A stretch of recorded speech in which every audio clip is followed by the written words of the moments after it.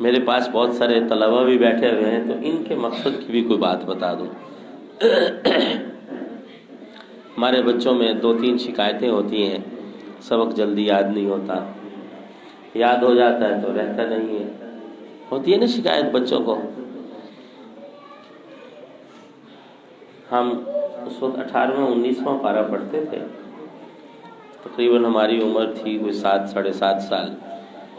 تو ایک سندھ سے بزرگ آئے تھے، پٹیدن کے بزرگ تھے وہ، ہمارے حضرت بہلوی رحمۃ اللہ علیہ کے بڑے خلفاء میں سے، حضرت قاری شیر محمد صاحب رحمۃ اللہ علیہ۔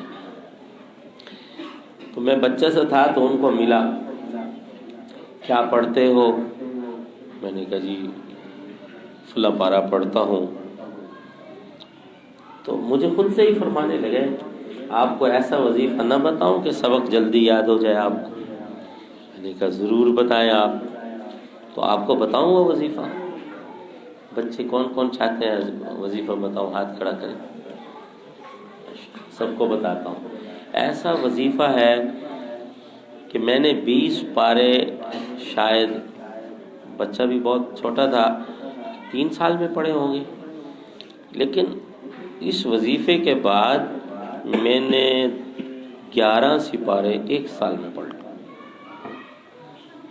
اور پہلے جو میں سبق سناتا تھا وہ 9-10 بجے، پھر میں سبق رات کو عشاء کے بعد استادوں کو سنا کے گھر جاتا تھا۔ اس عمل کی برکت کیسی، ایسا مجھے بس سبق تیز ہو گیا، 9 سال کی عمر میں حفظ کر لیا تھا۔ اور وہ آسان وظیفہ یہ ہے، 11 مرتبہ درود شریف پڑھو ابراہیمی، اور پھر 11 دفعہ پڑھو ربی زدنی علما۔ کیا سب بولو؟ ربی زدنی علما۔ پھر 11 مرتبہ یہی نماز والا درود شریف پڑھ لو۔ اب اس کے لیے 3 شرطیں ہیں۔ پڑھنے کے بعد جب تک سبق یاد نہ ہو، بولنا بھی نہیں ہے، اپنی جگہ سے اٹھنا بھی نہیں ہے، کسی سے بات نہیں کرنی۔ اگر بات کر لی وظیفہ ٹوٹ جائے گا، پھر پڑھنا پڑے گا وظیفہ۔ کسی سے بات بھی نہیں کرنی اور اٹھنا بھی نہیں۔ میں کہتا ہوں آج سے آپ عمل شروع کر لو، جو پہلے سبق یاد ہوتا تھا آپ کو 1 گھنٹے میں، اب یاد ہوگا انشاءاللہ 15 منٹ میں۔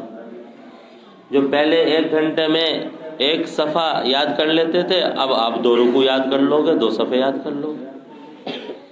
یہ ہمارا بہت تجربہ ہے۔ اور اب بھی ہمیں کوئی پڑھتے ہوئے مشکل آ جائے تو ہم اس وظیفے پہ عمل کر لیتے ہیں۔